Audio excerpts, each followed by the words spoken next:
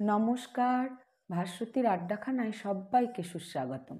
সবাই নিশ্চয়ই খুব ভালো আছেন, সুস্থ আছেন, আমরাও ভালো আছি। আজকের রেসিপি পেঁয়াজকলি ভর্তা।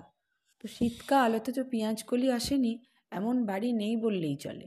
পেঁয়াজকলির অনেক রেসিপি খাওয়াও হলো, পেঁয়াজকলি আলু ভাজা, ডিমের ঝোলে দিয়ে, ডিমের কারিতে দিয়ে, পোস্ত করে। কিন্তু দেখুন তো এটা করেছেন কি? হয়তো অনেকেই জানেন।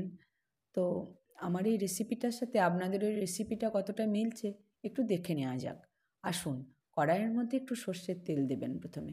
একটু নয়, একটু বেশি পরিমাণেই দিতে হবে, কারণ এটা যে ভর্তা। তারপর একটু কালো জিরে আর একটা শুকনো লঙ্কা ফোড়ন দিতে হবে। যখন ফোড়নের সুগন্ধ উঠবে তখন শুকনো লঙ্কাটা তুলে নিতে হবে একটা বাটিতে। তারপর লম্বা করে কেটে রাখা একটা পেঁয়াজ মাঝারি সাইজের, আর 7-8 কোয়া রসুন, একটা বড় সাইজের টমেটো, একটা মাঝারি সাইজের আলু, আর আপনার সদস্য সংখ্যা অনুযায়ী পেঁয়াজকলি লম্বা লম্বা করে কেটে তার মধ্যে হলুদ, নুন, 2-4 দানা চিনিও দিতে হবে, ওটা আর আপনাদের দেখানো হয়নি। আর ঝাল অনুযায়ী কাঁচা লঙ্কা 2 কি 4টে দিয়ে ওটাকে নেড়েচেড়ে ঢেকে দিতে হবে। এদিকে শুকনো লঙ্কাটা একটু নুন দিয়ে ভালো করে ডলে ডলে মেখে রাখতে হবে। তারপর বাইরে থেকে কিন্তু এই ভাজাটাতে কোনো জল দেওয়া যাবে না, পেঁয়াজকলি জলই ওটা সুসিদ্ধ হয়ে যাবে। তারপর খুন্তির সাহায্যে দেখবেন আলুটা সিদ্ধ হয়েছে, আর হাতে করে একটু চেপে দেখবেন পেঁয়াজকলিটা বেশ একটু নরম হয়ে গেছে। তখন টমেটোর খোসাটাকে তুলে নিতে হবে, হাতে করেই হোক বা চামচে করেই হোক তুলে নিয়ে টমেটোটাকে ভালো করে ওর সাথে ম্যাশ করে দিয়ে 2-4 বার নেড়ে ওটা নামিয়ে নিলেন। তারপর হাতের সাহায্যে ভর্তাটাকে মাখবেন, ব্লেন্ডারে ব্লেন্ড করতে দেবেন না, তাহলে একদম প্লেন হয়ে যায়, ততটা ভালো লাগে না।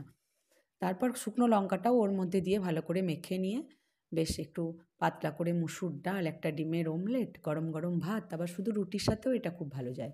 আমার কথার উপর ভরসা করে হলেও একবার করে দেখুন। নিশ্চয়ই আপনাদের রান্নাটা খুব ভালো লাগলো। যদি ভালো লেগে থাকে রেসিপিটা কমেন্ট করে জানাবেন।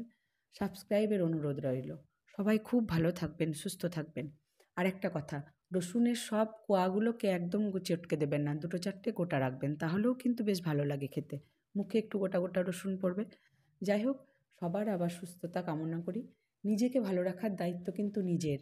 নিজেকে ভালো রাখলেই কিন্তু অন্যকে ভালো রাখা যায়। সবাই খুব ভালো থাকুন, সুস্থ থাকুন, অন্যকে ভালো রাখুন।